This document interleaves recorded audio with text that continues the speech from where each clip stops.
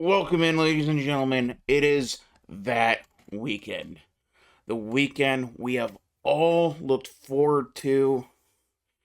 It is Alabama, Georgia, Oregon, Penn State. It is one of those very special, incredible weekends that will be talked about when we get to Selection Sunday.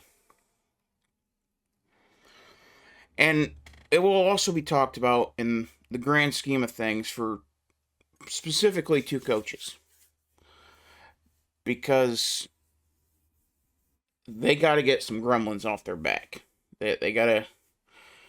They've had that one thing that's been weighing them down. For Kirby Smart, it is obviously beating Alabama. Whether it's Nick Saban blowing the lead in the SEC championship game in 2018, blowing the national championship game in 2017, um, the game last year, the SEC championship game in 2022, 23. I mean, the list goes on and on and on. And I know Georgia beat Alabama in the national title game in 21, but again, the SEC championship game in 23, 23, yeah. That one was the most inexcusable. You had the quarterback, you had the better team, and you still couldn't get it done. You lost by 3. And it ultimately cost you an opportunity at a third straight national championship. And this Alabama team is nowhere near what it was a year ago, 3 years ago, 10 years ago. This isn't your dad's Alabama Crimson Tide team. I don't think this team is very good. Georgia being a 3.5 point favorite at home. It is all because nobody trusts Georgia against Alabama. If this side here said Tennessee, if it said Oklahoma, Ole Miss, anybody else other than Alabama, Georgia is a 7 to 14 point favorite, if not larger. But it's the Alabama effect. And it's not only an effect in Vegas, but it is absolutely an effect in Athens.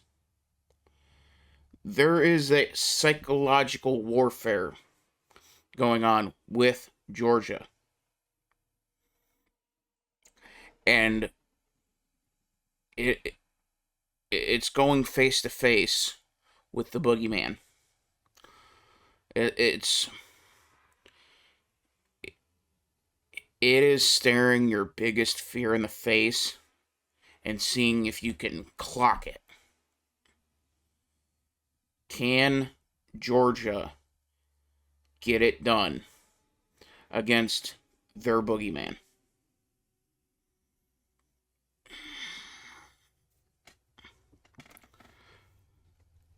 We don't know. There is so much on the line here for Georgia.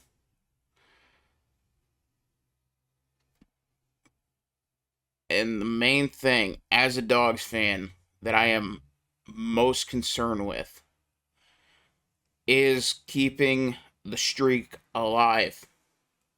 Georgia has not lost in Athens since 2019 against South Carolina. I believe it was in October of 2019. And this is their biggest threat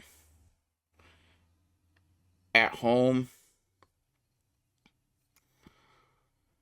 And granted, this is a slightly different team, but the running game is a major, major concern.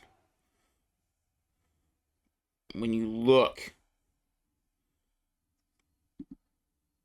let's see if it shows.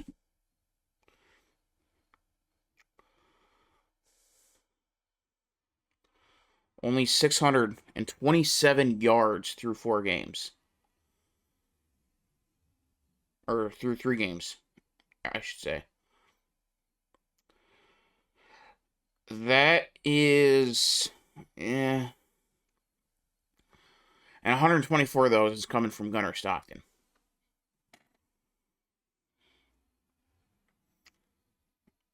I have concerns about this running game. I'm gonna do some quick math here because it's not showing what it is. 627 divided by 3. Wow. Okay. It's over 200 yards a game. Okay, never mind.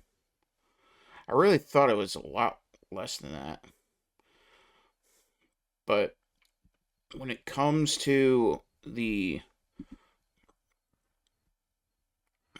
What's this stat? Okay.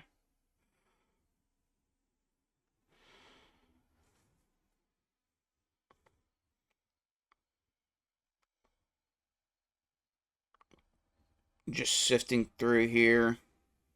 And I mean, it is...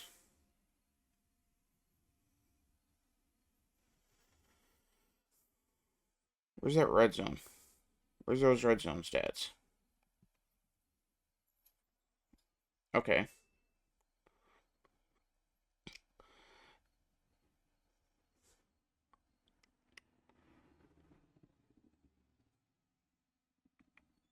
No red zone stats. Okay. But Georgia, a couple weeks ago against Tennessee, they had to settle for quite a few field goals. Here, a lot, you should be able to get away with that against this Alabama team because this Alabama team is not that good. The one team that they played that seems to be actually something, they lost by 2 scores.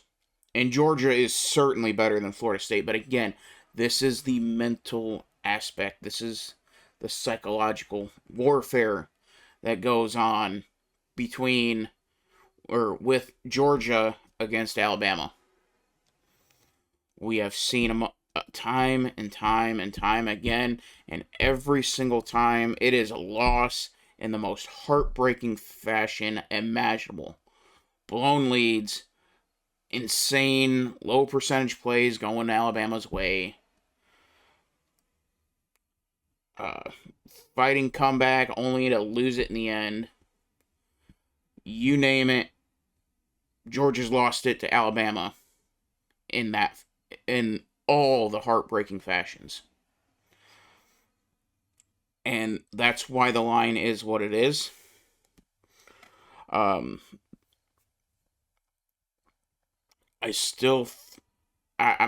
gonna be incredibly biased here, so take it with what you will. But I'm gonna go with Georgia in this game. One of the things that is important to me as a fan of the Dogs is that home win streak. And you won't have to... Oh my goodness. If they were to lose this game, oh, I'm going to be absolutely inconsolable. Absolutely inconsolable. Because winning at home is it is incredibly important because the alternative is so much worse. And you've seen in videos in the past, losses at home are 1,000 times more devastating than losses on the road. It is a lot bigger punch losing at home than it is on the road. So I am going to take Georgia to win this game. I 52 and a half. I'm going to take the over on it. I would go the over on it because I think both these offenses are going to be moving up and down like reckless abandon. And it's going to come down to who can, which first year starting quarterback's going to crack first, whether it's Gunner or Ty. And I think Gunner is the more overall talented quarterback in this game. Ryan Walker, he is the best receiver in this game, and you're going to have to find ways to get him the ball. Kirby Smart, obviously, going to be zeroing in on him. So somebody from Alabama is going to have to try to expose or Ryan Williams. Goodness gracious, it's too early for this. So it's Jermaine Bernard is going to have to keep doing what he's been doing. Isaiah Horton is going to have to make some plays, and the running game is going to be crucial. I mean, it's always crucial. But we take a look at the Florida State game, and Castellanos ran wild on Alabama. 78 yards as a quarterback. He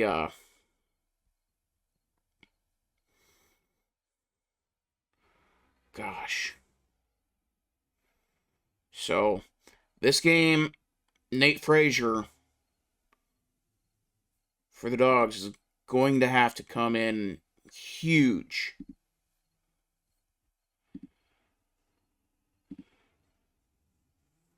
Because Gunner's going to do what he can do.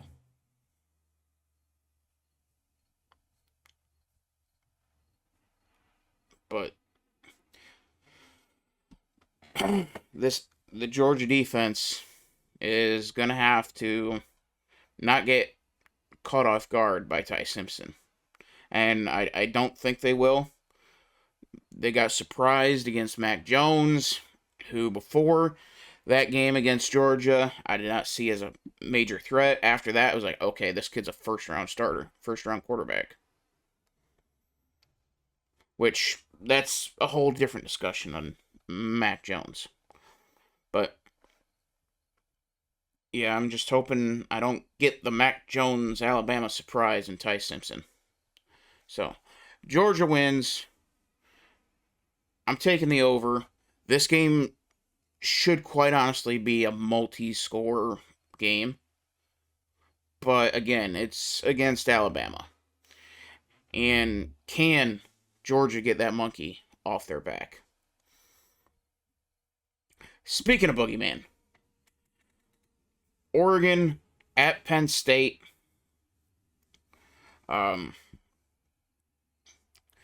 This game, we all know James Franklin's record against top 10 opponents.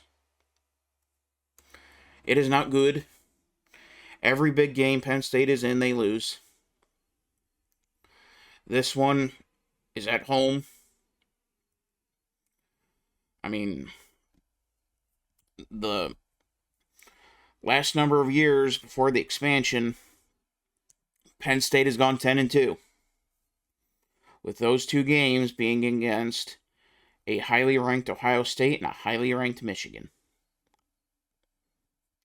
They have been the third wheel. Always getting left out because they lose those important games.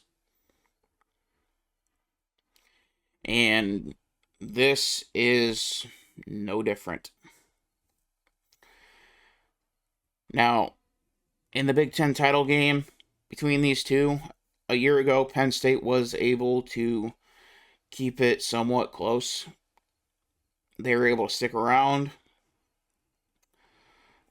Dante Moore, first-year starter. His first time in a hostile environment. Oregon did not look... I think the last time... Oh, yeah, okay. Never mind. Oregon's got it all figured out. Okay, never mind. But... And then Penn State... They struggled a little bit against FIU. But this is for both teams. It is their first. It's their first time playing somebody. Dante Moore already almost 1,000 yards. Drew Aller has been fairly underwhelming. Only 630 yards to Moore's 962. But the best way that you're going to slow down the Oregon offense is going to be pounding the rock. Keeping the Oregon offense off the field. Now, Oregon's defense ain't no joke. You're going to have to mix it up. You're gonna have to stay balanced. And you're going to have to be able... Drew Aller is going to have to be able to decipher what the defense is doing. Run through your progressions. Do not panic. And don't be thrown wildly. If you do that, it is going to be a long night in a very unhappy Valley. So, this is the whiteout game for Penn State. There is a little bit of a different energy in the stadium when it's a whiteout, especially against somebody like Oregon. Is it enough to get Penn State over that hump, beating a top-tier team? That is the million-dollar question. And... I'm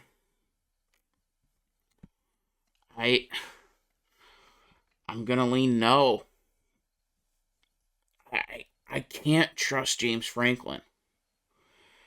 I mean, at least with Georgia, you get those big wins over top-tier teams. It's more of who's on the other side for Georgia, that with that being Alabama. With Penn State, they don't discriminate. If you're a top 10 team, if you're a national championship contender, Penn State is going to fold. So, see what the preview says. By the AP. Blah, blah, blah, blah, blah, blah, blah, blah. So, Oregon beat Penn State in the 2024 Big Ten Championship game, and the Nittany Lions were the media's preseason pick to win the title in 2025. Neither team will have been tested until they square off Saturday night in Happy Valley. The Ducks outscored their opponents by an average of 51-9, their closest game being a 20-point road win against Northwestern. In their Big Ten opener, the Nittany Lions have won their first 3 games by an average of 44-6, and no opponent came closer than 34. Looking out for big plays or lack thereof, Oregon is among the national leaders with 31 plays of at least 20 yards. Penn State has allowed just 2 through 3 games. I mean, you can essentially throw all the original stats out the window because neither team's played anybody.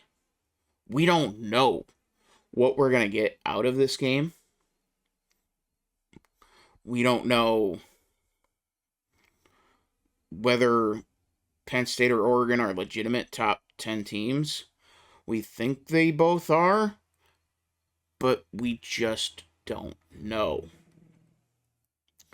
Give me the Ducks, and I think this is going to be a 7 to 10 point game. I'm not trusting Penn State. You're going to have to show me how good you really are. And I can't trust James Franklin. And here, Jim Knowles is going to have to earn that pay raise that he got crossing state lines from Columbus to Happy Valley. So, we'll see what happens. But I'm taking Oregon by 7 to 10 points. And then we have a family affair as LSU goes into Ole Miss to play the Rebels. Both teams undefeated. Both teams had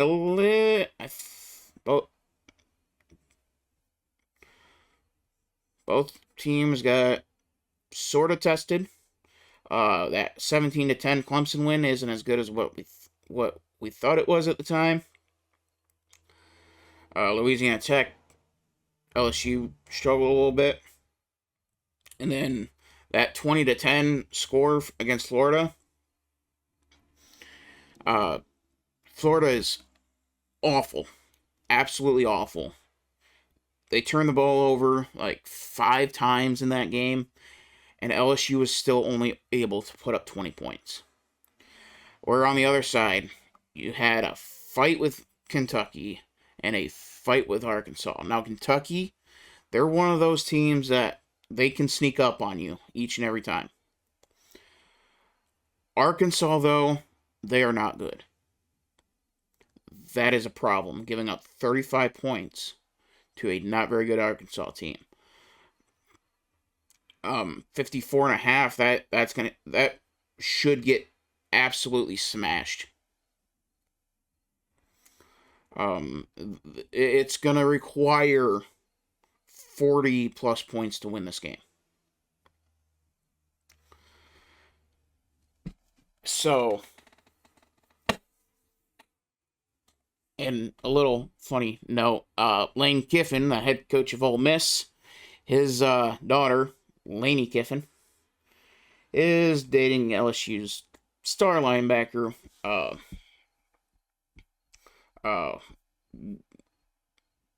Whit Weeks, who last year against Ole Miss just absolutely swallowed up the Rebels' offense. But wow. ESPN Analytics have Ole Miss at 73.3%. I'm going to side with the ESPN Analytics here. I do think Ole Miss is going to win this game. I don't think LSU is very legit. They have shown that they are pretty fraudulent. And I think Ole Miss is going to expose them. Big time. I'm taking Ole Miss 2 scores. Like I said, LSU, I think they're frauds. They are fake. And they are going to get their first big kick to the nards. and they're gonna get absolutely exposed here. And then we have a very secretive matchup: A&M Auburn in College Station. Ole Miss, heartbreaking loss to Oklahoma,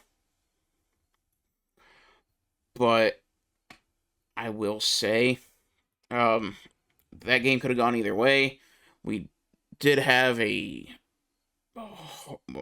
very bad call against Alabama that hurt the Tigers, and you can say it cost them the game. I'm gonna say the 9 sacks cost them the game, but I mean, this game, we're gonna find out once again. Can A&M get it done? Can Marcel Reed work some magic and keep the Aggies undefeated? They got that big win against Notre Dame, and I think Notre Dame is legit.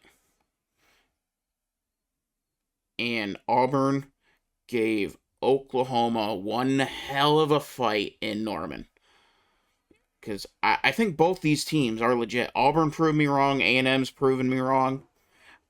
This is going to be one of the better 3:30 games. And this may end up taking the game of the day. Because, like I said, this game is going to be a fight. Don't let that 0-1 in the SEC fool you. This is going to be a good game. This is going to be a fun game. And I think the Aggies are going to win this game. Close game, I'm going to side with home team, especially in an environment like Kyle Field. The 12th man is going to be rocking. And I am going to take A&M, but oh my lord, is it going to be close? That 6.5. I don't think A&M is going to cover that. So I'm taking Auburn with the points. But overall, A&M wins it. This is going to be a 3 to 4 point game. It's going to be tit for tat all the way through. 52.5. Yeah, I think it's a little high. I would shade towards the under, but yeah. So A&M, if they can get that pressure that Oklahoma was able to get on Jackson Arnold, then A&M's going to win this game. But again, it is going to be an absolute fight.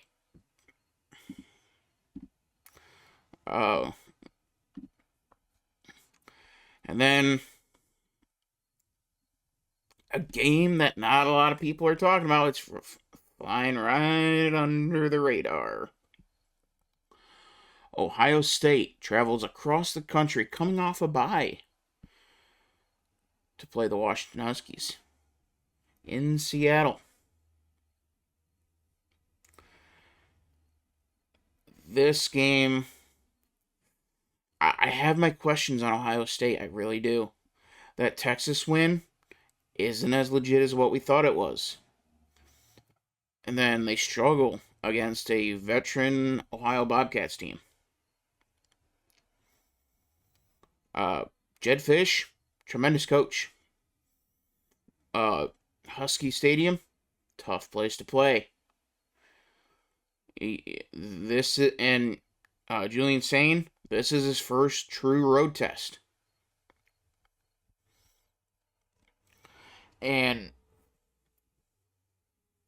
7.5.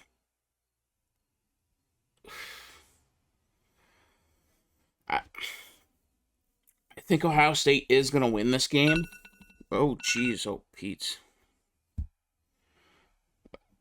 I think Ohio State's going to win this game.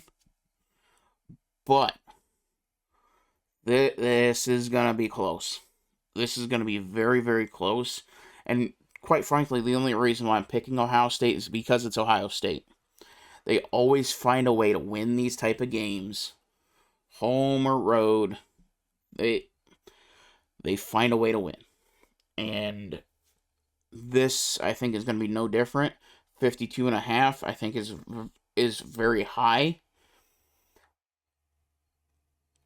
because both defenses are very, very good, and this is going to be a defensive war. It's it's going to be first to get points on the board, and I, like I said, I'm going to shade to Ohio State just because it is Ohio State, and they're very, very good at winning these type of games. So I'm going to take the Buckeyes here in a very, very close game. But you may remember in game one against Longhorns, Jeremiah Smith, he disappeared. He was MIA. Could not be found. And was there any time 10K? There we go. So Washington beat Washington State last weekend. Williams threw for 298 yards, 4 touchdowns. Carried the ball. So, whole lot of nothing. Whole lot of nothing there. And then, but this is Washington's first test.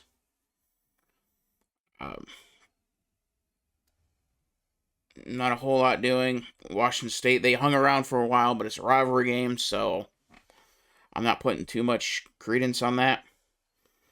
But 7.5, though, I think is a little steep for Ohio State. This, much like LSU, or much like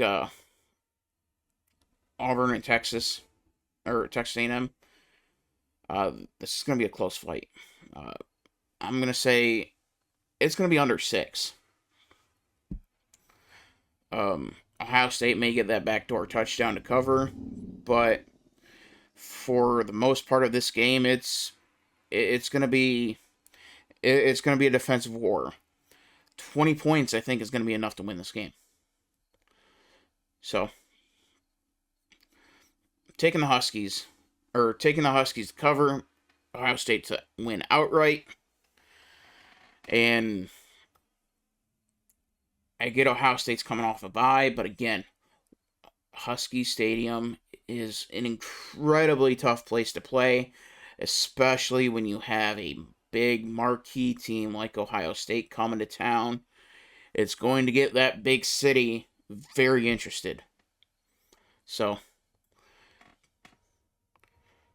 we'll see what happens, but I'm taking Ohio State to win this game in a very, very close battle. And then, as we have all seen at this point, Oklahoma State has fired Mike Gundy, and this is going to be top 5 candidates for Mike Gundy to replace Mike Gundy. So we got a lot of that. Oklahoma number 1, Ben Arbuckle, Oklahoma OC. Absolutely tremendous pick. He is the next great OC. Oklahoma State, when they're at their best, is running up and down the field like their hair is on fire.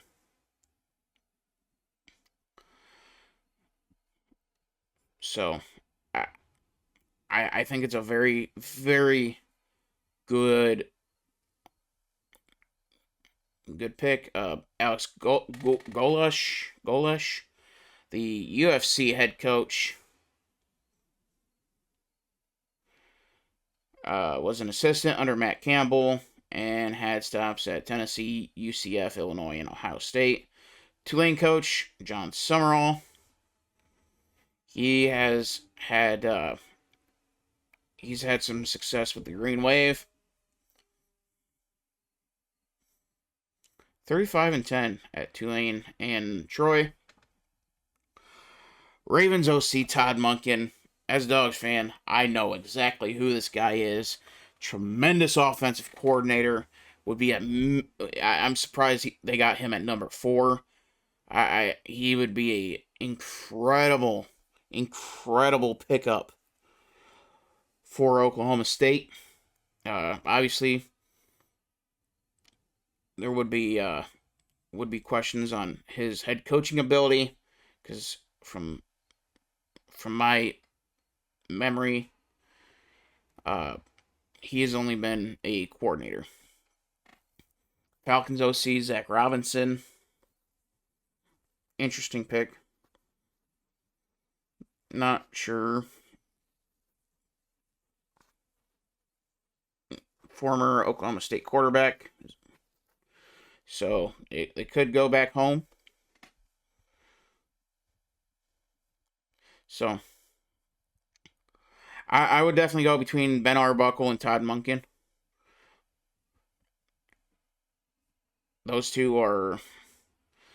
would be my favorites, and really it's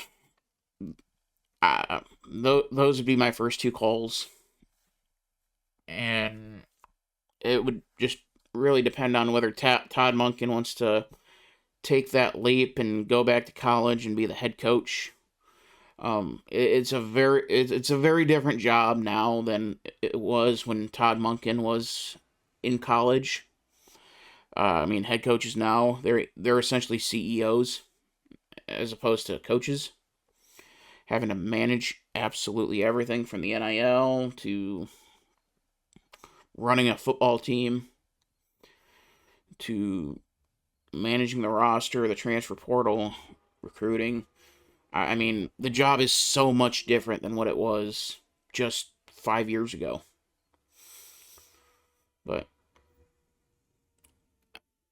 But yeah, I would.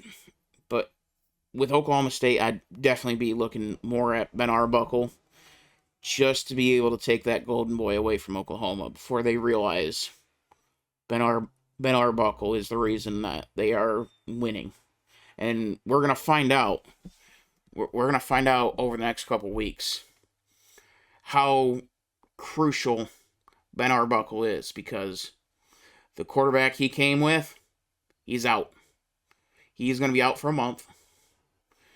He is undergoing hand surgery. Michael Hawkins Jr. will be the starting quarterback for Kent State, which isn't going to be a problem. But Mateer will not be back in time for the Red River Shootout, and will likely start up until South Carolina. So this is a big blow for Oklahoma, obviously, but we are going to see truly how crucial Ben Arbuckle is, because I think he's a very, very good coordinator. He's a great offensive mind, something that Oklahoma hasn't had since Lincoln Riley left the building and jumped right onto the hot seat in LA. But if Arbuckle can navigate through this and be able to put Hawkins Jr. in a very, very good situation, in very good situations, and allow him to be successful, then he's going to be getting a lot of head coaching jobs. He already is going to, but this is going to ramp it up and show that he can do it without the star quarterback. And it's definitely going to be possible, because we're seeing in real time Texas isn't who we thought they were. That game against Texas is very, very winnable, even without John Mateer. But the problem is, for Oklahoma, their running game is absolutely atrocious. They have just barely over 100 yards rushing. And when you have to resort to your backup, who did not look good last year in the last couple of games,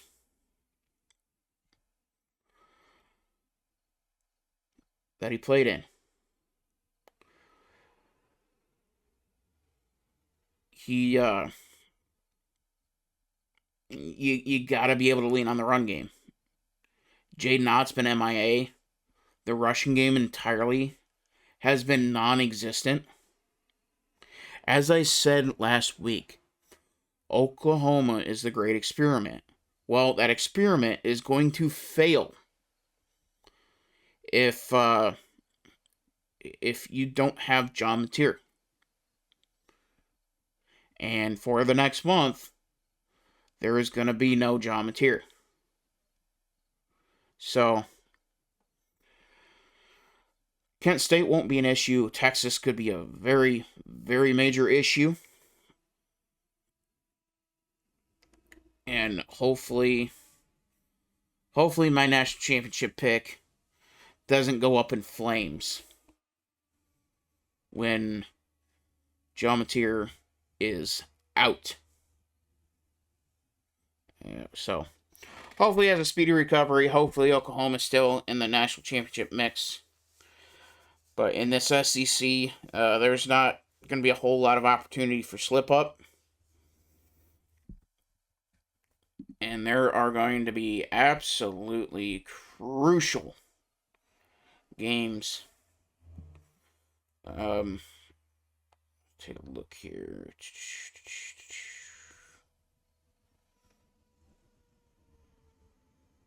Are they on a bye? I think they're on a bye.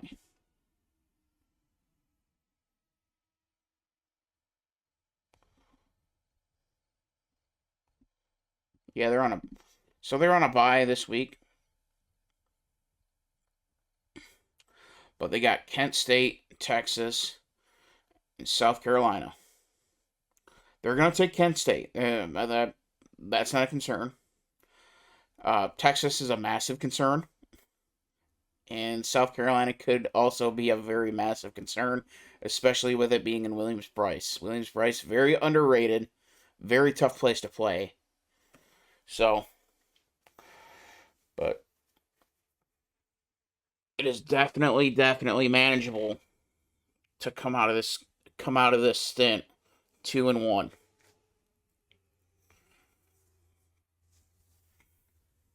So, we'll see what happens.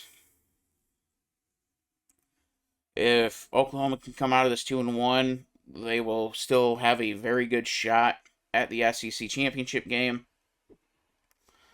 Who knows? They could come out of this 3-0 and upset Texas, which would absolutely be an upset, given that Mateer is out. So, all right, ladies and gentlemen, that is all I have for you today. Make sure to like the video, subscribe to the channel, hit the notification bell so you don't miss any football, racing, politics, news, true crime, you name it. We're doing it, and we'll see you all in the next one.